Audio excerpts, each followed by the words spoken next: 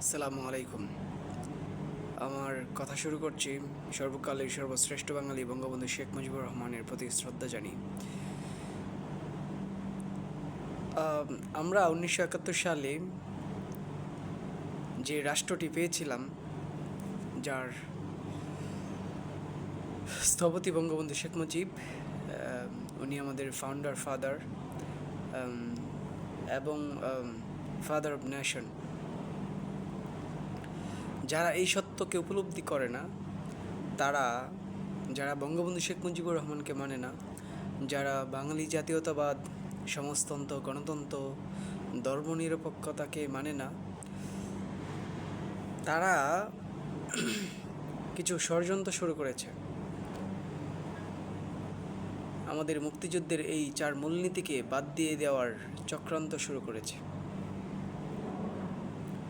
তারা বাঙালি জাতীয়তাবাদ, ধর্মনিরপেক্ষতা এবং সমাজতন্ত্রকে বাদ দেওয়ার সুপারিশ করেছে।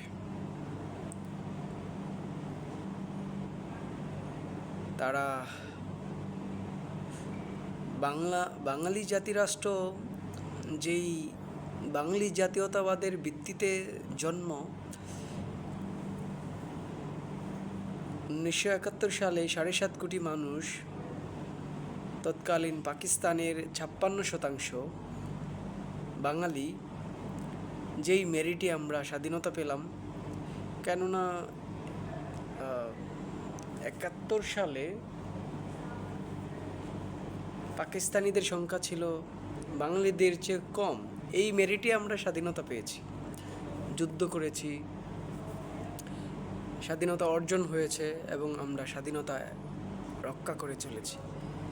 তো কি এমন হলো 54 বছর পর তারা বাঙালি জাতীয়তাবাদকে বাদ দিয়ে দিতে চায়?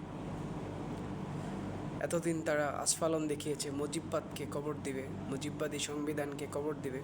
কালকে দেখলাম ফরেন সার্ভিসে তারা ঐক্যমতে পৌঁছাতে পারে নাই। সমন্বয়করা যে 15ই জানুয়ারির মধ্যে ঘোষণা দিতে বলেছিল বা ঘোষণা দিবে বলেছিল, পরবর্তীতে সরকার বলল যে এই ঘোষণা সরকার দিবে ঐক্যমতের ভিত্তিতে। কালকে দেখলাম যে এখানে ছাগলের কিছু 3 নাম্বার বাচ্চা যারা,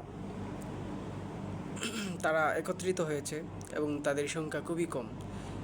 এবং নিঃসন্দেহে তারা যদি কোনো ইউপি নির্বাচনে অংশগ্রহণ করে, তারপরেও তাদের জামানত বাজেয়াপ্ত হবে।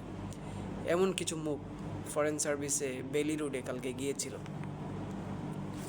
তো এদের রাষ্ট্র ক্ষমতাকে দখল করে এখন তারা যা ইচ্ছা তাই করে যাচ্ছে এবং আরও কিছুদিন তাদের এই আস্ফালন দেখতে হবে। তো আমরা শুধু দেখে যেতে চাই এবং লিপিবদ্ধ করব।